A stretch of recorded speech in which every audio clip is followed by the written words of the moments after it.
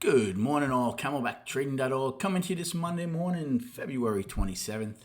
We're looking at Window Trader's market profile of the ES and SPY. And right now, again, with 75 minutes to go prior to the opening, we're attempting to gap higher. It's almost become comical so far in 2023. 20 gaps in 37 trading days. This could possibly be our 21st out of 38. Only 3 gaps have held out of the previous 20. So the emotional trading continues. The market is, without a doubt, very short here in the near term.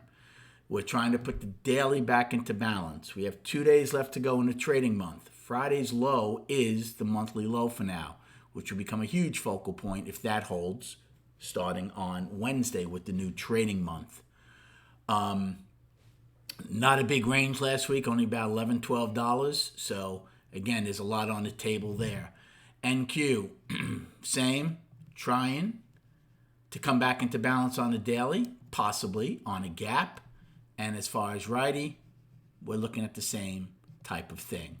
So again, let's go over game plans and what matters the most. Now remember, we'll be putting the daily back into balance, say, if we take out Friday's high. And then it becomes, I would encompass this whole thing as the balance. I wouldn't just make this a 3-day balance, Thursday, Friday, today.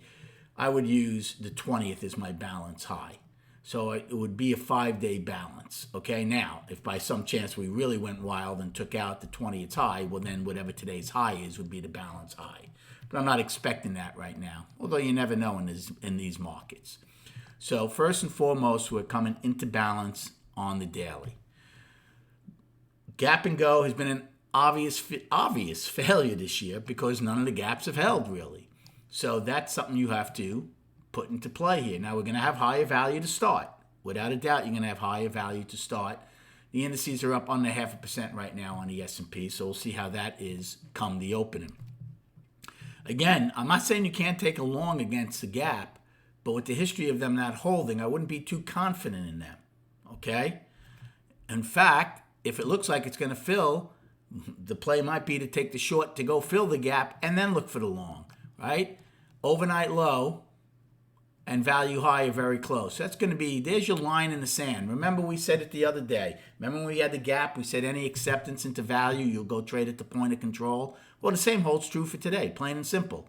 If the gap fails and you get the overnight low and get acceptance into value from Friday, you'll go get this 10-wide POC.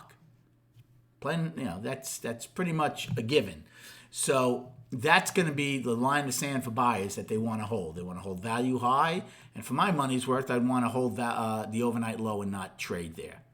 So possibility of a short to front run the overnight high. Now again, it's very early. It might be higher, but that's a play. Second play, possibility of a short to fill the gap.